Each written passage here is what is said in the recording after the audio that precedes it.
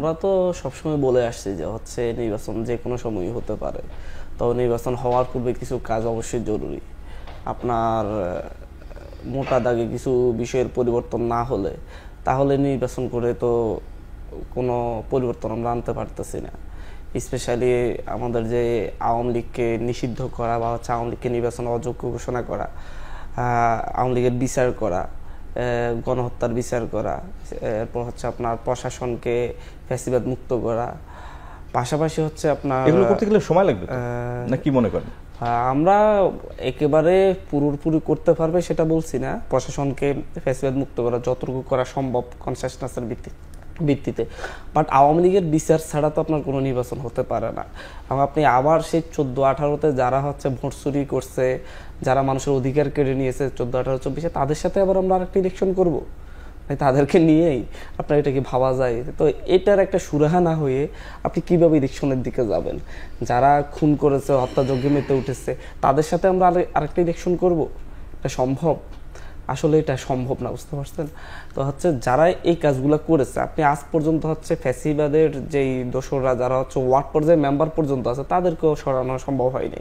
তাদেরকে সরাতে হলে একটা নির্বাচন করতে হবে স্থানীয় সরকার। আপনি স্থানীয়ভাবে আওয়ামী প্রতিনিধিত্ব রেখে আর একটা নির্বাচনের দিকে আগাচ্ছেন, এটা কতটুকু মানে হচ্ছে এক পেশে হবে না, এর নিশ্চয়তা কে দিবে? আপনি তো মেম্বাররাও তো তাদের একটা প্রভাব আছে কিন্তু হচ্ছে এলাকায়, যারা হচ্ছে অস্ত্রের রাজনীতি করে মেম্বার হয়েছে, চেয়ারম্যান হয়েছে। আপনি চেয়ারম্যান থেকে সরিয়েছেন কিন্তু 9টা করে মেম্বার আছে, এদিকে তো সরার নাই। পাশাপাশি হচ্ছে আপনার আমাদের দেশটা বারবার ফ্যাসিবাদী হয়ে ওঠা, আপনি দেখেন যে হচ্ছে শুধুমাত্র আবার আপনারা তো গণপরিষদ নির্বাচন চান, জাতীয় নির্বাচনের নির্বাচন নিয়ে 14, 18, 24 এই যে নির্বাচন শুধু যে 14, 18, 24-এই দ্বন্দ্ব হয়েছে তা না, 2006-7-এও দ্বন্দ্ব হয়েছে, 1996 সালেও দ্বন্দ্ব হয়েছে, 91-90-এর গণঅভ্যুত্থানের পর মাত্র 5 বছরের মাথায় আবার এটা নিয়ে দ্বন্দ্বের মুখোমুখি হতে হয়েছে। এর মেইন কারণটা হচ্ছে প্রধানমন্ত্রীর একচ্ছত্র ক্ষমতা। এটাকে আমরা যখন হচ্ছে এটাকে বলা হয়েছে যে হচ্ছে বিএনপি 31 দফায় বলেছিল যে হচ্ছে তারা ক্ষমতার ভারসাম্য করবে এবং হচ্ছে এটা জনগণের একটা বড় আকাঙ্ক্ষা, কিন্তু দেখা যাচ্ছে যে হচ্ছে বড় রাজনৈতিক দল এই ক্ষেত্রে আবার এখন ঐক্যমত্য কমিশনে এখানে দ্বিমত পোষণ করছে। তো এই দ্বিচারিতা দিয়ে তো রাজনীতি করলে আবার সেই যে আরেকটা প্রধানমন্ত্রী আসলে সেও শেখ হাসিনার মতো একচ্ছত্র আধিপত্য বিস্তারের সুযোগ পাবে। এবং হচ্ছে যেটা মঞ্চে হয়েছে হচ্ছে আপনার পাড়ায় কলা চুরি হলে, নারিকেল চুরি হলে সেটার জন্য প্রধানমন্ত্রীর কাছে বিচার চাইতে হবে, আবার ইলিয়াসের মতো কেউ গুম হয়ে গেলে সেটার জন্য বিচার চাইতে হবে, রাষ্ট্র কোনো প্রধানমন্ত্রীর কাছে বিচার চাইতে হবে। তো সব মিলিয়ে মোটা দাগে যেটা পরিবর্তন করলেই নয়, সেটা তো করতেই হবে। আমি মানে একেবারে 2 লাইনে বলবো। এক হচ্ছে যারা আওয়ামী লীগকে ফ্যাসিস্ট হয়ে উঠতে সহযোগিতা করছে, যারা আওয়ামী লীগের ফ্যাসিবাদের অংশীদার, স্পেশালি 14, 18, 24 জাতীয় সংসদ, উপজেলা পরিষদ, ইউনিয়ন পরিষদ, আমি একেবারে প্রত্যেকটাকে ধরছি, যারা আওয়ামী লীগের সাথে ওতপ্রোতভাবে জড়িত হয়ে ইলেকশনগুলো করেছে, তাদেরকে নির্বাচন অযোগ্য ঘোষণা না করে তাদের সাথে আরেকটা নির্বাচন হতে পারে না। তাদের সাথে বসে তাদের সাথে প্রতিদ্বন্দ্বিতা করার কোনো কথাই আসতে পারে না। নির্বাচন আগে আওয়ামী লীগকে নিষিদ্ধ চান? হ্যাঁ, আওয়ামী লীগকে নিষিদ্ধ চাই, দল হিসেবে আওয়ামী লীগকে বিচার চাচ্ছি, আর অন্তত হচ্ছে আওয়ামী লীগের যারা প্রতিনিধিত্ব করেছে তাদেরকে নির্বাচন অযোগ্য ঘোষণা চাচ্ছি। ধন্যবাদ। মোস্তফা কামাল, আপনি দুই মতই শুনলেন, সাকিব ভাই এবং হান্নান মাসুদ। এই আমার মত পুরোটা হয়নি, আপনি আমাকে স্পেসিফিক প্রশ্ন করেননি পুরোটা। আপনি শেষ করতে পারেন, আমি মোস্তফা কামালের কাছে যাব। দেখুন, বিচারের প্রশ্নটা তো খুব গুরুত্বপূর্ণ, মানে এই প্রসঙ্গটা নির্বাচনের সাথে যুক্ত করা হয়, কিন্তু বিচারের প্রশ্নটা বিলম্বিত হওয়াটা মানুষের মধ্যে ক্ষোভের জায়গা তৈরি করছে। বিচারটাকে মানুষ দেখতে চায়। এক নম্বর হচ্ছে যে যারা হত্যাকাণ্ড চালিয়েছেন, যারা 15 বছর ধরে গুম খুন করেছেন, এইটার বিচারটা দেখতে চায়। এবং এই বিচারও একটা যেহেতু বিচার তো আর মানে চাইলেই আপনি আমাদের এখানকার স্ট্যান্ডার্ড অনুযায়ী বিচারটা করতে হবে এবং এটা ইন্টারন্যাশনাল স্ট্যান্ডার্ডও ফলো করতে হবে। কাজেই সেই দিক থেকে যে জোর করে তো আর 1 মাসের মধ্যে আপনি বিচার করে ফেলতে পারছেন না। যে সময় দরকার তদন্ত থেকে শুরু করে পুরো প্রক্রিয়াটিকে স্বচ্ছ রাখার জন্য, সেই সময় নিশ্চয়ই দিতে হবে। কিন্তু একটা সিগনিফিক্যান্ট ডেভেলপমেন্ট মানুষ দেখতে চায় বিচারে, সেটা হয়নি। এটা 1 নম্বর জায়গা, এইটা জরুরি। এবং এটা মনে করি আমরা আমাদের দিক থেকে এটা মনে করি যে সময়সীমা ডিসেম্বর জুন তা হচ্ছে, এর মধ্যেই বিচারের সিগনিফিক্যান্ট একটা ডেভেলপমেন্ট মানুষ দেখতে চায়। 2 নম্বর বিষয় হচ্ছে যে এই কথাটা শুরু থেকে আমরা বলেছি, মানে নির্বাহী আদেশের নিষেধাজ্ঞা মানে পার্টিকে, এটা আমাদের দেশে এটা আমরা দেখেছি এফেক্ট হয়নি, বরং এটাতে একটা ভিকটিম প্লে করার সুযোগ থাকে। আওয়ামী লীগ দল হিসেবে যে ভূমিকা নিয়েছে সেইটা বিচারের আওতায় আসা দরকার। এই দায় মানে আওয়ামী লীগের দল হিসেবে দায় কত, ব্যক্তি হিসেবে তো দায়গুলো চিহ্নিত করতেই হবে, কিন্তু দল হিসেবে দায় কতটুকু সেটাও বিচারের আওতায় আসা দরকার। এবং এটাই ন্যায় বিচারের পদ্ধতি এবং ডেমোক্রেটিক পদ্ধতিতে রাজনৈতিক দল। এবং সেই ক্ষেত্রে তারপরে ধরেন তারা ইলেকশনে অযোগ্য হওয়ার প্রশ্নটা কি, যতক্ষণ দল হিসেবে যখন বিচারের আওতায় আসবে তখন তাদের নিবন্ধন স্থগিত থাকবে কি থাকবে না সেটা তখন একটা বিচার্য প্রশ্ন হিসেবে দাঁড়াবে।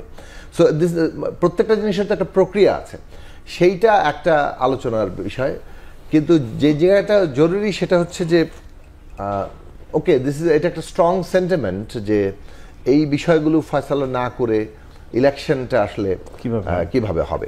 তো সেটার বিষয়ে মানুষের যে মানে বিক্ষোভটা আছে এবং একটা ভয়ঙ্কর হত্যাকাণ্ড থেকে মানুষ আসলে মোকাবেলা করে একটা রাজনৈতিক অর্জন করেছে, ফ্যাসিবাদী সরকারকে পতন ঘটিয়েছে। ব্যবস্থা এখনো বদলায়নি, ব্যবস্থা বদলানোর প্রক্রিয়ায় আমরা আছি।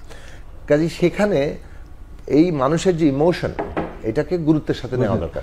এইটা কারণে হিলিং এর জন্য, কারণ আপনি যখন একটা গণহত্যার মতো ঘটনার মধ্যে দিয়ে যান তখন পুরো জনগোষ্ঠী যে ট্রমাটাইজড হয় সেটা একটা হিলিং প্রসেস লাগে। সো ট্রানজিশনাল জাস্টিস ওইটাই যে পুরো উত্তরণের মধ্যে এমন একটা ন্যায় বিচার প্রতিষ্ঠা করতে হবে যেটার মধ্যে দিয়ে পুরো জনগোষ্ঠীর একটা উত্তরণ ঘটবে। এবং আমরা যে ইনক্লুসিভ বাংলাদেশ চাইছি, আমরা যে গণতন্ত্র চাইছি, সেটা তো এরকম না যে আমরা কাউন্টার ফ্যাসিবাদ কায়েম করব। সুতরাং এটাও মনে রাখা দরকার যে রাজনীতির প্রক্রিয়ায় যখন আপনি ফ্যাসিবাদ বিরোধী সংগ্রাম করেন তখন ওইটা সংগ্রামের ভেতরে এক ধরনের মানে তাকে মোকাবেলা করতে গিয়ে ফ্যাসিবাদের অনেক কিছু জিনিস ইন্টারনালাইজ করা হয়, ফলে অনেক প্রবণতা তৈরি হতে থাকে, একদম কাউন্টার ফ্যাসিজমের মানে প্রবণতা তৈরি। ইলেকশনের আগে আওয়ামী লীগের একটা দৃশ্যমান অগ্রগতি বিচারের, ডেফিনেটলি সেটা তো একটা পূর্ব শর্ত নির্বাচনে নিশ্চয়ই। ধন্যবাদ। আমি বিরোধী এটাকে প্রলং করার কোনো এটাকে ব্যবহার করে যেন প্রলং করা না হয়। ধন্যবাদ। এই যে মত এই যে আওয়ামী লীগের বিচার এবং এর সাথে নির্বাচনকে সংশ্লিষ্ট করা, এগুলো যদি একসাথে হয় এবং জনগণের মনে যে ধারণাটা তৈরি হচ্ছে নির্বাচন একটু প্রলম্বিত হবে, সেটা কি জনগণ অমূলকভাবে ভাবছে না তারা সঠিকই ভাবছে? পুরোটা কল্পনাপ্রসূত নয়, কিছুটা বাস্তবতা আছে। ঈদের ছুটিতে আমরা একটা ন্যারেটিভে পড়েছি, নতুন ন্যারেটিভে, যেটা আগে ছিল একটু রকম ফের বদলেছে। শুধু একটা সময় ছিল, অর্থাৎ 15 বছর 7 মাসের তুলনায় নির্বাচন যদি জুনে হয় বা ডিসেম্বরে হয় এটাকে বিলম্বিত বা প্রলম্বিত বলা যাবে না। যেহেতু আমরা 15 বছর 7 মাস সহ্য করতে পেরেছি, ওই তুলনায় এটা বড় সময় নয়। কিন্তু এরই মধ্যে নির্বাচন কিছুটা সেকেন্ডারি হয়ে গেছে।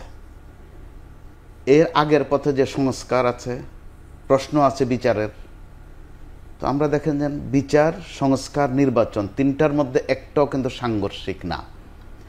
তো আওয়ামী লীগ আমলে যেটা এক পর্যায়ে হয়েছিল যে গণতন্ত্র একটু কম হলেও চলে, উন্নয়নটা যদি একটু বেশি করে হয়। পরে এটা পরিষ্কার করেই বলা হয়েছে এক পর্যায়ে যে যত কিছুই হোক শেখ হাসিনাকে দরকার। এই গত ঈদের ছুটিতে আমরা খেয়াল করলাম যে হ্যাঁ, বিচারও হবে, সংস্কারও হবে, তবে ডক্টর ইউনূসকে 10 বছর না হোক অন্তত 5 বছর যেন রাখা হয়। এটা সোশ্যাল মিডিয়াতে প্রথমত এই হাইপটা উঠেছে, দ্বিতীয়ত কোটা সংস্কার বিরোধী যে আন্দোলন অথবা বৈষম্য বিরোধী যে আন্দোলন, অর্থাৎ সর্বশেষ যে এনসিপি, তাদের দিক থেকে এরকম একটা কথা এসেছে প্রকাশ্যে। তো সেটা মূল গণমাধ্যমেও কিন্তু প্রকাশ পেয়েছে, বিশ্লেষণ এসেছে, যার মধ্য দিয়ে আপনি যে প্রশ্ন করেছেন যে একটা সংশয় বা শঙ্কা তৈরি হয়েছে কিনা অথবা কল্পনাপ্রসূত কিনা। তো কথা যখন মুখ দিয়ে বেরিয়ে যায় সেটা কিন্তু গুলির চেয়ে একেবারে কম ধারালো না। এখানে কল্পনার সুযোগ কম, তবে আলোচনা পর্যালোচনার পর্যাপ্ত সুযোগ আছে। আমরা গুরুত্ব কম দেই, কিন্তু জনসম্পৃক্ততার প্রশ্নে গুরুত্ব দিতে হয়। সেটা হচ্ছে ওয়াজ নসিহতে ব্যাপক, কিন্তু গত 4-5 দিন ধরে, বিশেষ করে ঈদের ওয়াজ মাহফিলগুলোতে এবং গত 2-3 দিন যে ওয়াজ মাহফিলগুলো হয়, গণমাধ্যমে কাজ করি বলে আমাদের ওগুলো খেয়াল রাখতে হয়।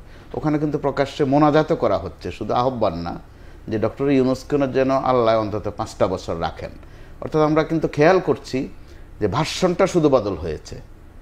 আগে ছিল যে আজীবন অথবা বারবার দরকার শেখ হাসিনার সরকার, আর এখন হচ্ছে যে অন্তত 5টা বছর যেন রাখা হয়। ওই ক্ষেত্রে নির্বাচনটা কিন্তু অনেকটা সেকেন্ডারি।